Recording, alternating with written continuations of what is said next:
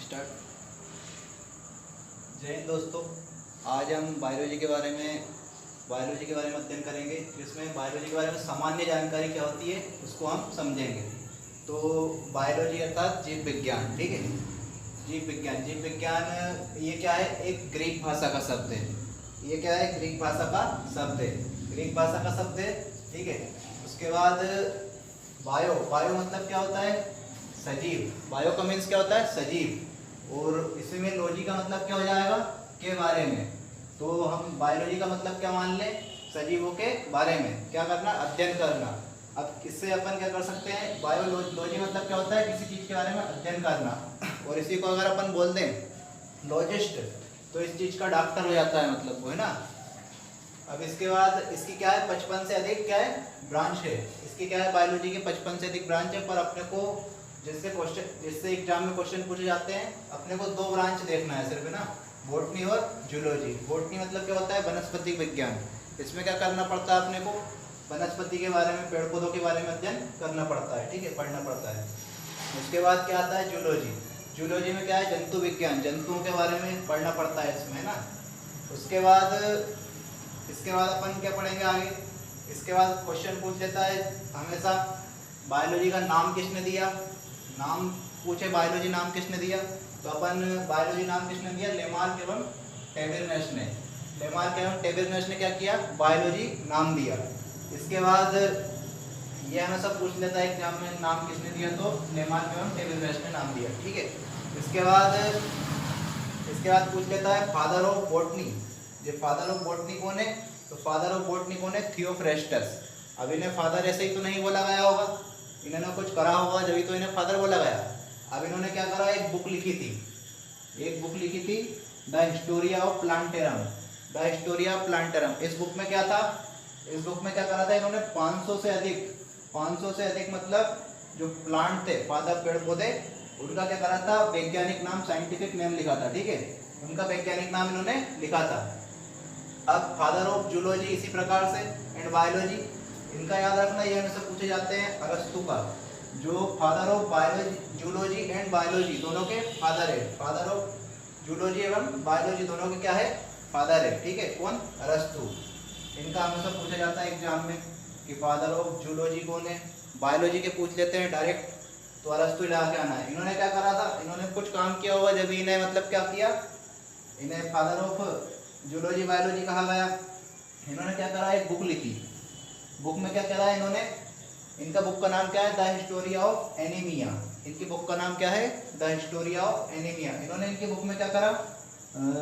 500 से अधिक जंतुओं के क्या लिखे? वैज्ञानिक नाम लिखे इन्होंने। जिस प्रकार से इन्होंने 500 प्लांट के नाम लिखे थे, इस प्रकार से इन्होंने क्या करे? जंतुओं के नाम लिखे, ठीक है। अब पहली बात ये, क्या सजीव क्या होता है? सजीव मतलब अपन किसे मान लें? सजीव क्या होता है मतलब कैसे सजीव मान ले, ठीक है। अब सजीव वो होगा जैसे जो श्वसन करता हो, ठीक है, मतलब जो श्वसन करता हो, जो सांस लेता हो, अपन उसे सजीव मान सकते हैं, ठीक है। जो पोषण, जिसमें न्यूट्रिशन होता है, पोषण होता है, ठीक है। उसके बाद जिसमें पाचन की क्रिया होती होगी, ठीक है, जिसमें पाचन की क्रिया हुई। उसके बाद उत्सर्जन मतलब शरीर से अपने जो मतलब बेकार रहता है, बेकार मतलब अंदर शरीर में बेकार पदार्थ बचता है, उसको बाहर निकालता है, ठीक है। उसके बाद जिसकी ग्रोथ होती होगी वो सजीव कहलाएगा, ठीक है। अब सजीव कौन कहलाएंगे? जिसमें श्वसन करेगा, पोषण करेगा, पाचन करेगा, उत्सर्जन करेगा और ग्रोथ करेगा, मतलब उसका शरीर बढ़ेगा, वो क्या कहलाएगा? सजीव कहलाएगा। उसके बाद अब सबसे पहले मानव में क्या बनता है? अगर पूछ ले सबसे पहले मानव के शरीर में क्या बनता है, तो जायगोट बनता है। जायगोट एक सेल बनती है हल्की सी, उससे आगे क्या बनता है? टिश्यू बनता है। टिश्यू मतलब होता है ऊतक बनता है। ऊतक के बाद क्या बनता है? ऑर्गन बनते हैं। ऑर्गन के बाद क्या बनता है? ऑर्गन सिस्टम बनता है, अंग तंत्र बनता है, ठीक है, अंग बनता है, अंग तंत्र बनता है। उसके बाद क्या बनती है? मानव की बॉडी का निर्माण होता है।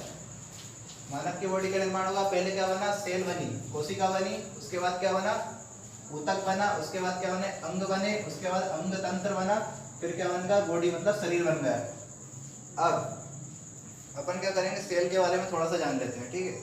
उसके बाद सेल की स्टडी को क्या कहते हैं? साइटोलॉजी। ये हमेशा एग्जाम में पूछा जाता है। कोशिका के अध्ययन को क्या कहते हैं? तो साइटोलॉजी कहते हैं। कोशिका के डॉक्टर को क्या कहते हैं? साइटोलॉजिस्ट कहते हैं। मतलब अगर किसी चीज का डॉक्टर पूछ ले तो इसके डॉक्टर क्या कहेंगे? साइटोलॉजिस्ट। इसमें लॉजिस्ट लगा देते हैं यहाँ पर, डॉक्टर के पूछे तो। कोशिका की खोज किसने की थी? तो रॉबर्ट हुक ने क्या की थी? कोशिका की खोज की थी। अब कोशिका क्या है? Basic unit of life. इसमें अपने शरीर में कितनी कोशिकाएं होती है? 100 ट्रिलियन कोशिकाएं होती है अपने शरीर में। अब ये हमेशा पूछ सकता है, मतलब स्टडी का पूछता है, एग्जाम में हमेशा पूछते हैं।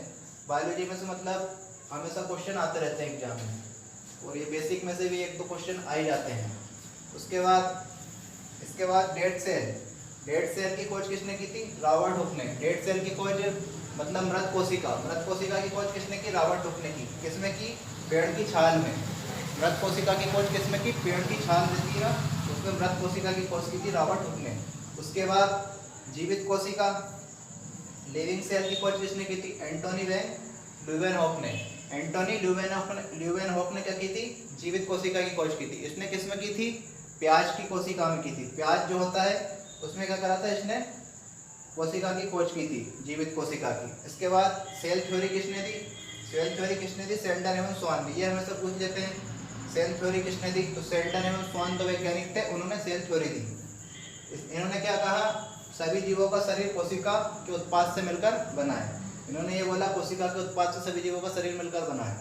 ठीक है, आज की क्लास में इतना ही। आगे हम सेल के बारे में और अध्ययन करेंगे डिटेल से। ठीक है, जय हिंद।